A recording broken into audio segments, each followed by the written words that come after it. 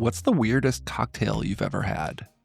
I once created pot liquor ice cubes and used them to make a dirty gin martini. For our guest Kara Newman, she recently had a sour cream and onion martini served with a side of potato chips. But today's show isn't just about weird beverages. I'm sitting down with one of my favorite people in the beverage industry. Today we're talking cocktail trends, home bars, and more. This is Chris Spear, and you're listening to Chefs Without Restaurants, the show where I speak with culinary entrepreneurs and people working in the food and beverage industry outside of a traditional restaurant setting. I have 32 years of working in kitchens, but not restaurants, and operate a personal chef service called Perfect Little Bites, throwing dinner parties in the Washington, D.C. area. Today's guest is Kara Newman. She's a renowned spirits journalist, author of several cocktail books, and someone I've had the pleasure of knowing for a number of years.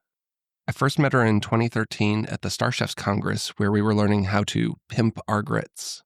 Since then, I've read many of her articles, had the pleasure of attending cocktail events with her, and have made literally dozens of cocktails from her books.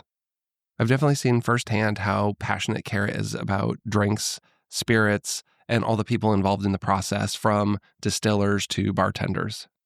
So on this episode, we talk about the evolving cocktail scene, some of the more bizarre and surprisingly good drinks that we've both encountered. We discuss upcycled ingredients like making coffee liqueur from spent coffee grounds.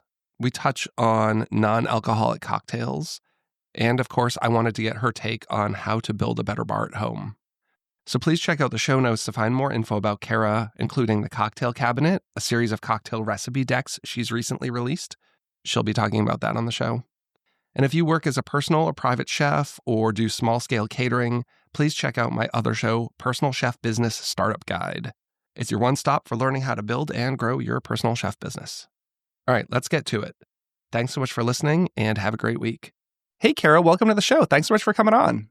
Hey, Chris, good to see you. Yeah, good to see you. It's been years. I was trying to think. It's probably been like 6 years since we actually saw each other, because there's that whole 5-year pandemic window, and it was before that.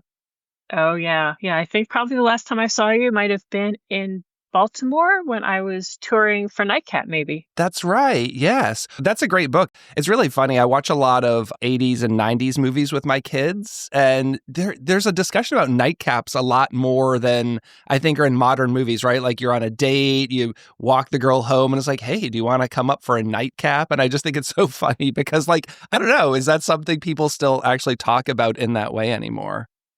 I don't think anyone ever really used that phrase, that line in real life. I'm sorry. I mean, maybe in the 60s, maybe. No. You've been writing about spirits for so long now. I kind of just want to start with a little background. How did you get into that? I've always been a journalist. I'm a career journalist. But the topics I've written about have changed over time. And I originally started writing about financial topics. I was writing about stocks and bonds, and for a while, agricultural commodities. And something in the pork belly frozen orange juice futures universe has sort of activated something in my brain, and I realized I'd rather be talking about, the food and cooking, what chefs were doing with bacon rather than writing about pork belly futures, which no longer trade anyway. And that was kind of a long and slippery slide into writing about spirits and cocktails, which at the time was really just opening up. It was the whole new cocktail renaissance, and craft distilleries were opening at a really fast clip. And there was just so much more to write about. It was just really this exciting new world. Do you remember the first piece you wrote about spirits and cocktails? I think it was a piece I did for Wine Enthusiast when I first started writing for them about pairings with candy.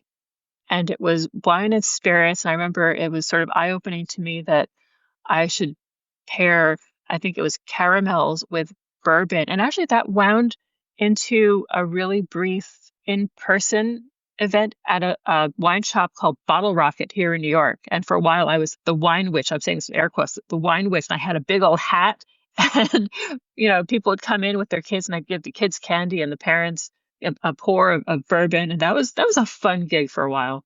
Which is so interesting because you see that more and more these days. Like I've been to distilleries that will have like a candy pairing, or a candy shop will work with a local distillery to do pairing. So I think that candy and spirits thing seems a little more common. So maybe you were a trailblazer back then. I'll take credit for it. I'm certainly not the first one who ever came up with it, but it was kind of fun to look back and say, yeah, I was pairing Twizzlers and red vines with vodka and, caramels with bourbon, and it's fun. It's all just fun. So to kind of get to know you a little bit, if someone wanted to get to know you through, let's say, 3 cocktails, what are 3 cocktails that you love that would give maybe a little insight into who you are?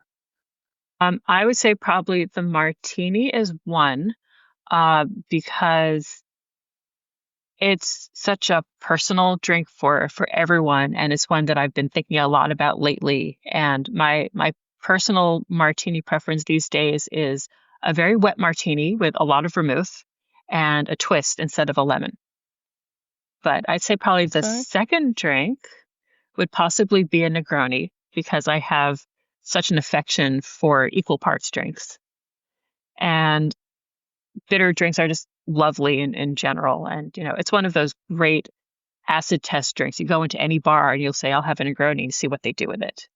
It's a hard drink to ruin. And if they ruin it, it's a good sign to get out of there fast. Agreed.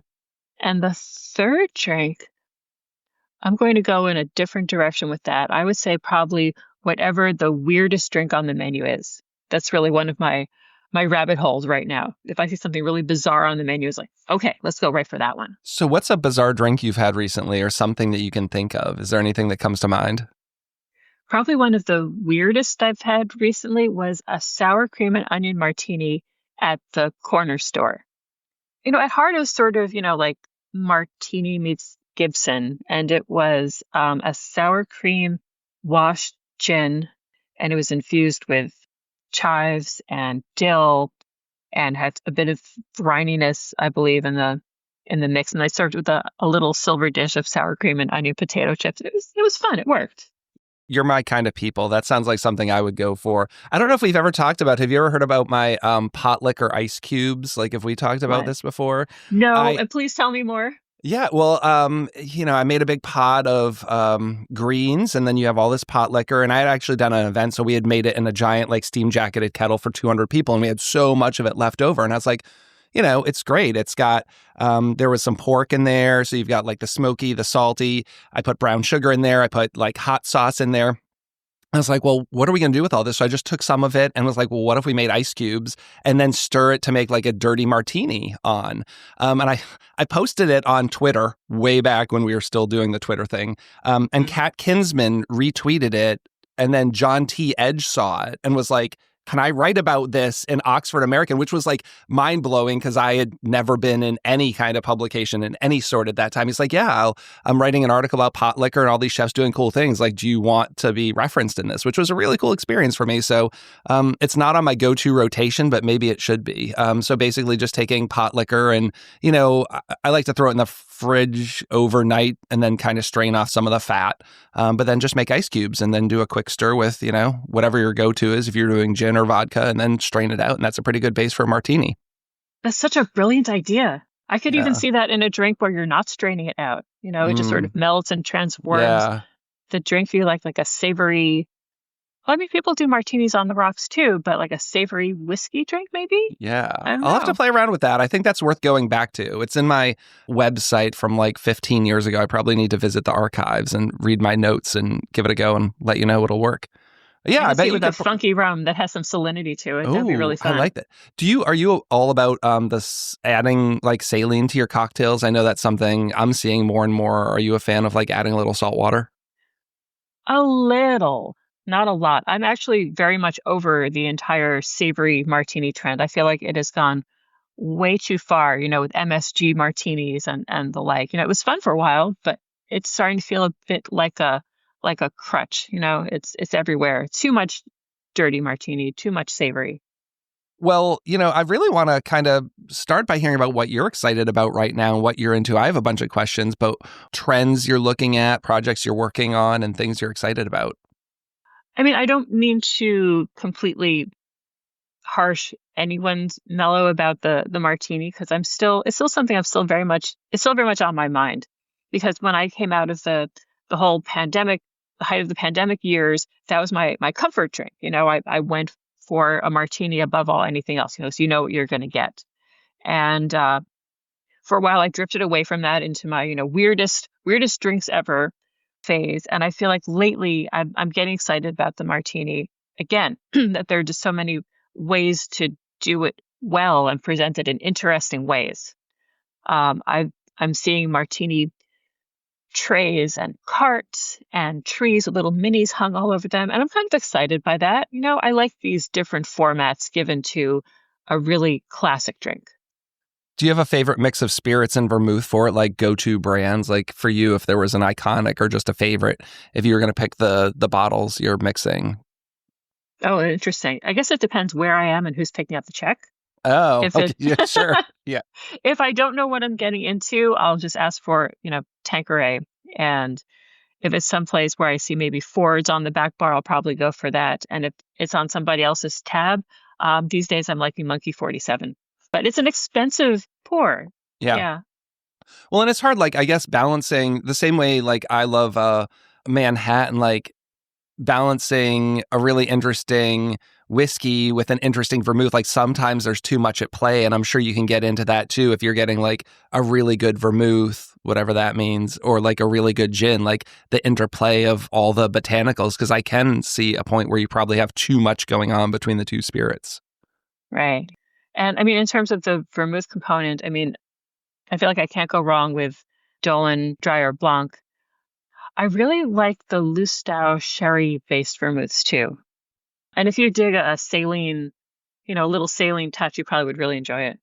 I want to talk a little bit about improvements for home bars and cocktail making for maybe the listeners out there who are, I don't know, newish or kind of shy to this. What are some tips you have to maybe stocking a bar? And the sub question for that is, like, I'd like to know what are some really, maybe not really, but interesting things people could add to their bar that they haven't thought about. Like, I'm thinking of like a Chinar or like a Ancho Reyes or something. Like, what's something you could add to your bar that's pretty, you can use it in a lot of drinks, but maybe people aren't used to seeing?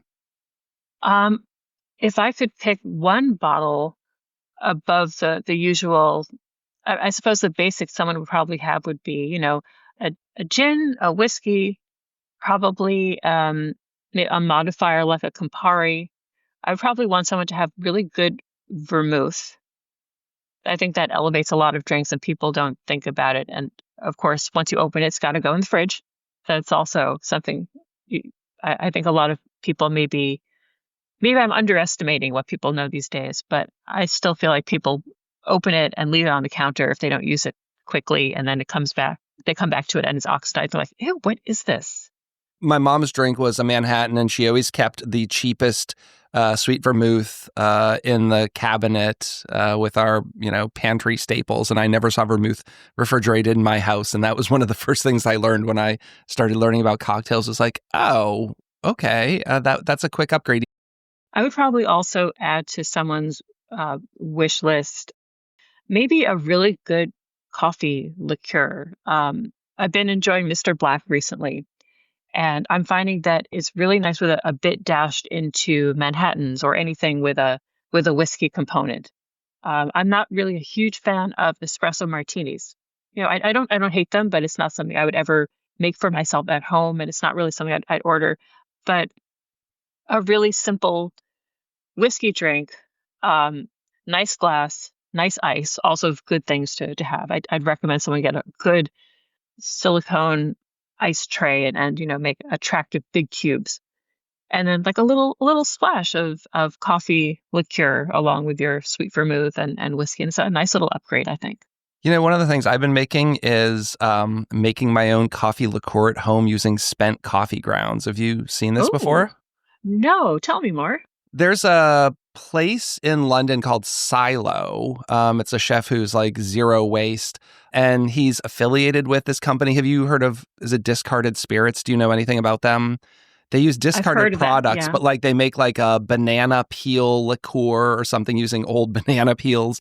But they have a recipe on their website, maybe their Instagram, basically where you're taking like the spent coffee grounds and then adding water and your own simple syrup and a base spirit. And it's a great way to use the coffee grounds, especially if you already buy good coffee, and make it at home.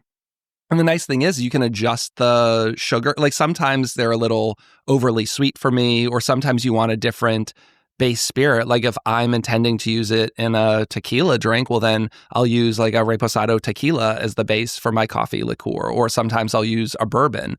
And it's something that I can just make micro batches of. So just make like 5 ounces a week if I want and just change the sugar ratios in the base spirit. And that's kind of fun. Oh, cool. Okay, I've got a good resource for your listeners if they want to go that route. Um, I did a story for Wine Enthusiasts, our cocktail of the month for the climate issue, which just came out now, or it's coming out like any minute now. I did a cocktail of the month featuring um, a bartender, Renato Tonelli. He goes by the Sustainable Bartender. He's also the beverage director at Dante here in New York, which is, more high end. But apparently his pandemic project was taking all kinds of ingredients and turning them into upcycled cocktails. And for the issue, I took his banana peel oleosaccharum, and that became the banana Mai Tai. And just really, an interesting approach. I mean, banana peels, not just the banana peels. And it's delicious. I love that kind of stuff. I'm really interested in upcycling. And then, going back to like the interesting cocktails, it's a way to make something kind of unique. But I think anytime you're eliminating waste and using it in a creative way, I think that's fun. I agree. Any trends you'd like to see disappear? I mean, not to be a hater, but I'm sure there's a few. So much fun. Yeah, there's so much. It's so much fun. What do you kind of over? Let's see. I still want to see the really, really super, super savory drinks go away. I'm done. Like, bing, we're done. Go away. The ones that are like a complete salt lick in a glass, I'm very much over. And I'm also over weird garnishes just for the sake of being weird. I completely appreciate a truly, beautiful garnish, a functional garnish for sure. But the ones where you get, let's say, a glass and there's a balloon clipped to your glass, a little teeny tiny paper clip for no reason. I mean, I've been to over-the-top experiences where, there's a balloon clipped to it, and the point is it's supposed to be punctured and release, some beautiful aroma, and, okay, whatever, that's fun. But if there's no reason for it, it's like, get out of here. That's just wasteful. We don't need it. We don't want it. Just give me a beautiful drink and I'm done. You're in New York. Are you kind of like in the epicenter of like where cocktails are really pushing the envelope, do you think? Sometimes I think so. I think London probably has it over New York in terms of really, forward thinking, over the top. Interesting. Any place, I'm going to mispronounce his name, Ryan Chediwardiana, Mr. Lion. Yeah, I know who you're talking Ryan about. Lion. Yeah. Any place he is, that's where the drinks are always, the most over the top. So if London's his home base, that's probably where you want to be. We were in London. I mean, I've been in London twice in the past 3 years, but I think it was 2 times ago we were there during London Cocktail Week, which was fun. And I did get to go to a couple events. We go out with the family during the day and they're exhausted. And by 8:00, my wife and the kids are in bed watching TV. I'm like, it's London Cocktail Week. I think I'm going to go out. So I did get to try some pretty interesting things. There was a place, I think the chef's Handling is his name, like kind of like a molecular gastronomy place in London, but he has like a cocktail lab downstairs and you can see all of his centrifuges and, rotovaps and all that stuff behind glass panels. So you can kind of see the culinary lab in the bar, it was a neat place. That's fun. There's a new place that recently opened here in New York, Bar Contra, and that's Dave Arnold's new place. Yeah. So, the guy who really brought centrifuges and rotovaps to the cocktail universe. He have the flaming pokers to heat up your hot toddies. Have you been? This new place. No, and I need to. I mean, it's very much high up on my must-try list. It's on my list. Well, I love the guys. I mean, Contra was a great place, and what was the other restaurant that they had? Wild Air, right? The chefs. So opening that with Dave. So I was already a big fan of the restaurants. I love Dave. I kind of cite him as getting me interested in cocktails. I took a workshop with him in New York when he was still at the French Culinary Institute and started doing all that weird stuff. And this was 13, 14 years ago. And he got me really excited about cocktails. And the first time I went to New York City cocktail bars were at his recommendation. So that was the first time I went to, a couple of the classic New York places that you got to go, like Employees Only and Death & Co. and Amore y Margot. Yeah. I miss some of those cocktail in New York City nights. Well, I'll just have to come back and do it all over again. I will. That's what I miss. There's always something here. That's one of the things I miss about not having the Star Chefs Congress is it was always a reason for me to come up and stay in New York City for 4 days and be able to go eat and drink everywhere I wanted to. Well, you'll have to find another excuse now. How does anyone keep it fresh? Like, at what point have we seen it all and done it all? Like, there's 8 billion cocktail books and websites and recipes. And every time I think I've come up with something creative, I Google it. I'm like, oh, someone already combined these 3 spirits. If you're not doing weird garnishes or syrups or something, like, have we kind of seen it all? Sometimes I think so. And then every time I think so, somebody does manage to surprise me, or they manage to, take things in a different direction. A good example is Megan Dorman of Dear Irving. She's known for making a really just spot on Gibson. And she opened a new place, and on the menu is it's the Gibby Highball. So it's a Gibson that's lengthened and it's transformed into, an easy sipping, not as strong highball. It's like, oh, I suppose someone somewhere has, done this before, but with this particular drink, it seems really challenging. And it's really, it's a little something different. And I appreciate that. Or you mentioned Employees Only, and there's a new bar from Steve Schneider, who's part of the Employees Only OGs, and the bar Sip and Guzzle has a lot of drinks that are mashed up together. And you can have a Negroni Colada. That's the one I can remember. There are others too. It's like, oh, that's a different approach. And I'm sure other people have been mashing up drinks together, but it's like, oh, this works. It's two drinks that we already know put together in a different way. I think of savory food in the same way. That's what I like to do. Again, like saying reference point, especially when I'm creating something for a customer. I do custom menus, and it's like, I don't know if they just see it on paper, will they ever order this? How do I get them to understand that it's kind of like this, but also kind of like that? I went to a bar in Miami and had a Reuben empanada. It's like, okay, that's an interesting mashup. Okay. With your books, you do a lot of collaborations.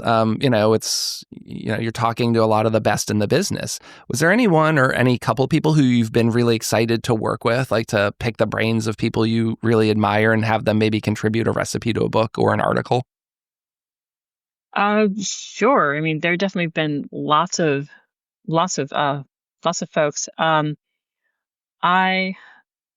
I was happy to get Southern Teague of Amore and Margot to contribute a couple of drinks to Nightcap. I mean, since the bar is really all about, drinks made with bitter flavors and no juices, and it really lends itself to that Nightcap format. So I was really excited that he was willing to contribute. I think it was a brandy toddy recipe to Nightcap, and it was really just warming and lovely, and it worked. It was just the right drink, right book, right time. It's like, yes, happy to have that. It's been years since I've been there, but that was always one of my favorite. Like, also because it's smaller and feels intimate. I mean, I know he's changed some things, but every time I went in there, it was just like you were in like a little tiny room with people and you could have great conversation. It wasn't like this loud, boisterous bar with a lot of crazy stuff going on. And to have such an interesting collection of spirits. I mean, I'm someone who loves bitter things and Amaro, so that seemed like a perfect fit for me, and I absolutely love that place. It was really, yeah, a great place to be. Can I tell you about one of my other projects that I've been working on? Absolutely. Okay, so I've been doing decks of cocktail recipe cards. So they're, I mean, like decks of cards, but each one's a cocktail recipe, recipe one side, illustration on the other. And the first two that dropped recently were gin and whiskey, and the next two that are coming out in May. This is relevant to the point, I promise. Is there's tequila and then there's spritz, and spritz involved a lot of these, Campari and Aperol and bitter liqueurs, and it reminded me, just how distinctive they are. So how do you see cards as being different from a book? Is it just that it's a more fun format, that it's a little different, break out a deck of cards, draw one from the deck? I don't know. Yeah, the whole serendipity angle. Absolutely. Yeah. I mean, I think it has two or three different advantages. I mean, one is that serendipity, that you sort of pull one out and look at it. Two, it's just a really gifty kind of format. It's something that's small. It's like a stocking stuffer kind of host gift kind of size, really easy to just, pick up and give to someone. And I also, one of the things that kind of makes me a little nuts with a lot of cocktail books is that they don't stay open. Yeah. They're often bound very tightly. A lot of them are paperback, and you open it and like you have to weigh it down with a whiskey bottle or something, or a bitters bottle. And I like that because you kind of pick them up and you lay it down flat and you can read it quite easily. That's fun. Where can people get those? Is that like Amazon, available everywhere? Yeah. Amazon everywhere. Yeah, it's distributed through Rizzoli in the US, so they're easy to find. So I think, one of the things that's really great about your books is you seem to have done a really great job of having a theme, and I guess I don't know if you want to say like curating a topic, because a lot of the recipes aren't new. You have, cocktails for a crowd and there's a Negroni or whatever, but it's under the context of like, these are all batched, or, nightcap, they're all night ones. So how do you come up with these themes? Like, how do you decide how you want to put it all together in a cohesive package where it's like you're taking things maybe people are familiar with, but packaging them in a really great way? A lot of it has to do with taking what bartenders are already doing and translating them for a layperson. And if I'm able to hang a theme around that, so much the better. Nicola Nice wrote a really lovely book called The Cocktail Parlor, and I recommend. It's all about women through cocktail history. And much to my surprise, she also included a section on women who have written cocktail books through history, of course, but recently. And it kind of surprised me to find that I was in the book. And she described me as a translator. That what I do is I translate often complex bartender concepts for a layperson audience. And when I thought about it, it's true. I took batching. I mean, that's something that bartenders do to, create high volume, fast serves, and translated it to here's how we do batching for a cocktail party. And that was cocktails for a crowd. Or I took equal parts drinks. No one was talking about equal parts drinks. That was like a geeky bartender thing, and that became shake, stir, sip. And, same thing with nightcap, more of just a genre. And then the most recent one was cocktails with a twist, and that was about cocktail families. And now there have been lots of other books on cocktail families, but that was just something that bartenders talked about. Like, yeah, it's in the Manhattan cocktail family, and then that branched off, and it's a different, daiquiri family. And it's like, oh, in this book, each chapter is a family, and then here are some of the, the cousins and the offspring, and it became a book. Well, your books are my favorite books, and I'm not just saying this because you're my guest. Thank you.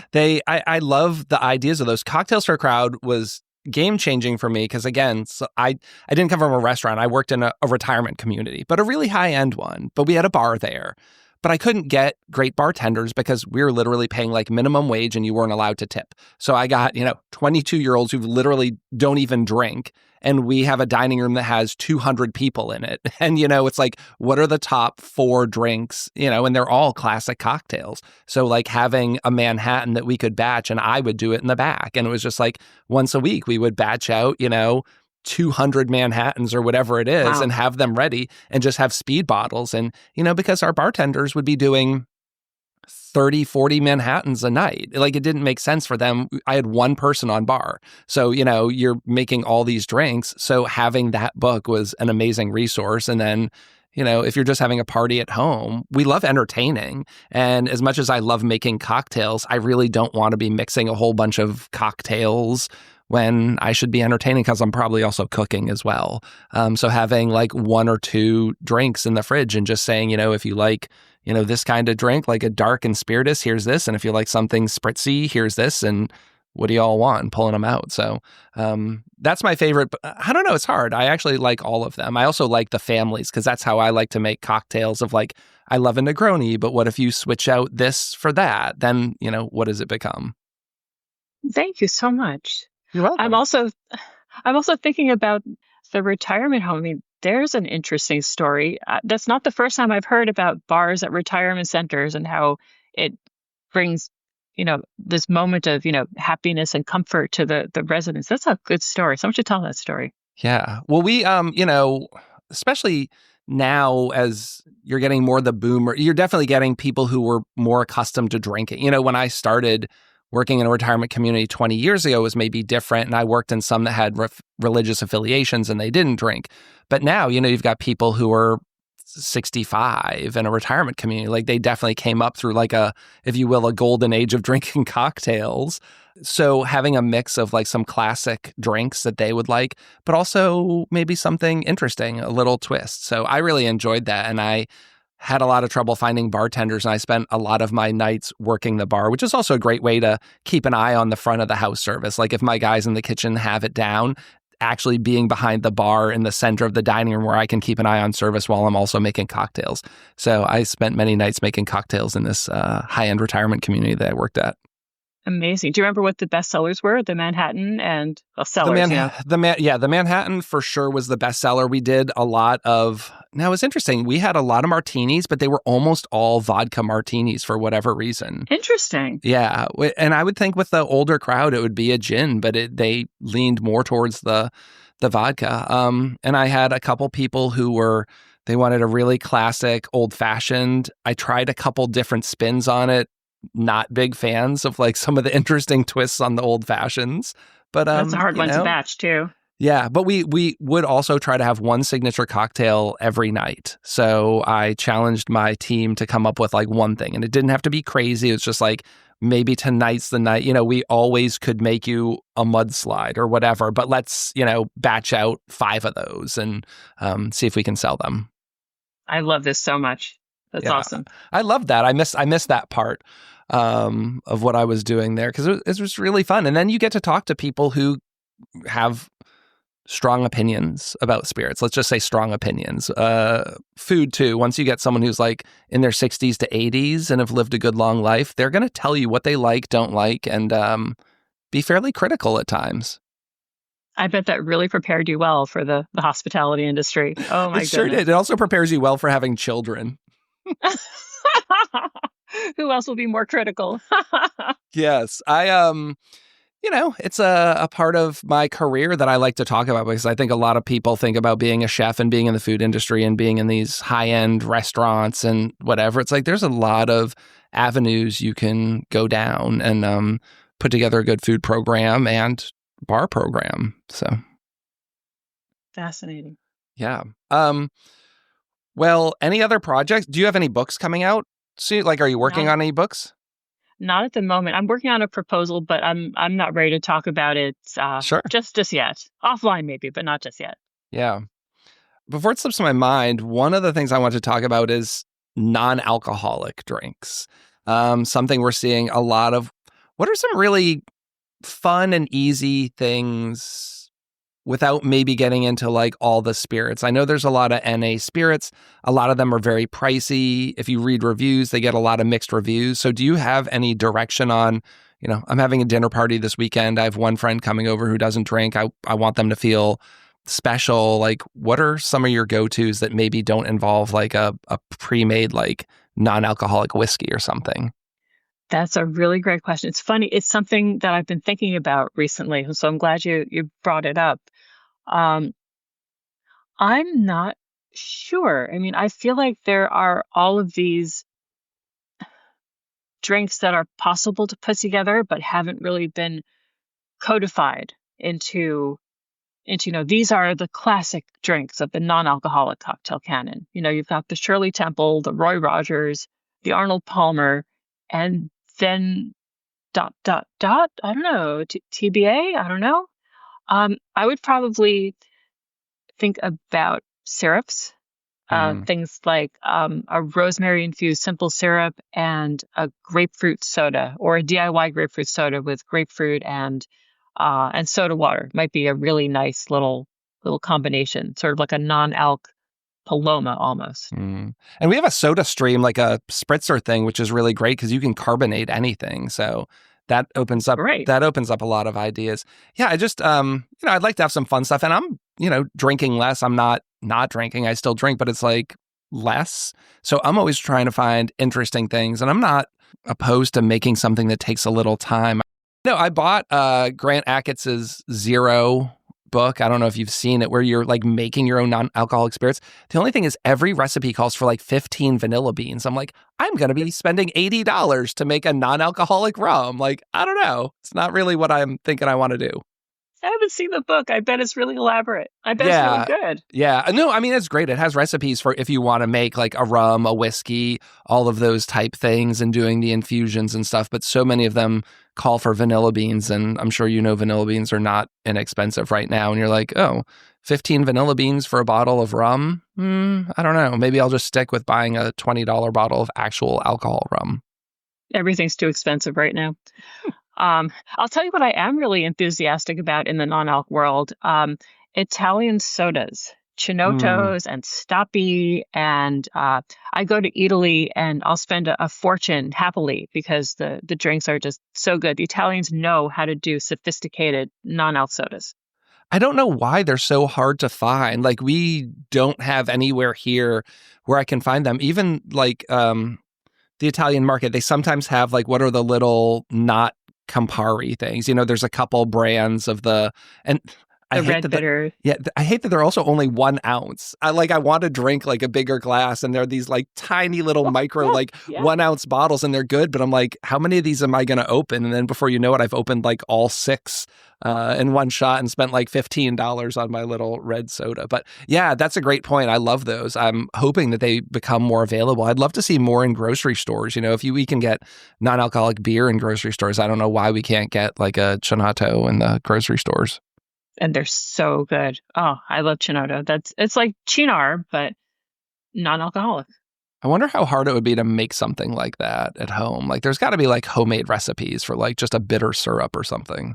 I know you could figure it out. If anyone could, you could. Yeah. Maybe that'll be my next project. I'll keep you posted, making my own, and then just carbonating them at home and see how that goes. Do you have any final things you want to talk about? Anything that's exciting, new, anything on your mind that you want to get out there before we finish up here today? I mean, I guess the last things on my mind, I'm still thinking about the cocktail cabinet cards. One last plug for those. I'm thinking about how drinks are still kind of too expensive. I'm happy to see a lot of happy hours coming up, and I'm not sorry to see more people making drinks at home because it's less expensive that way. I mean, people have become so sophisticated in what they make at home. I mean, everybody seems to know how to make drinks. When we started learning, it was kind of a big deal. Nobody knew what a mixing glass was. Nobody knew different kinds of gin. Nobody thought about making an old-fashioned. Everybody knows now. I mean, if you don't know, you can see a video on TikTok, on YouTube.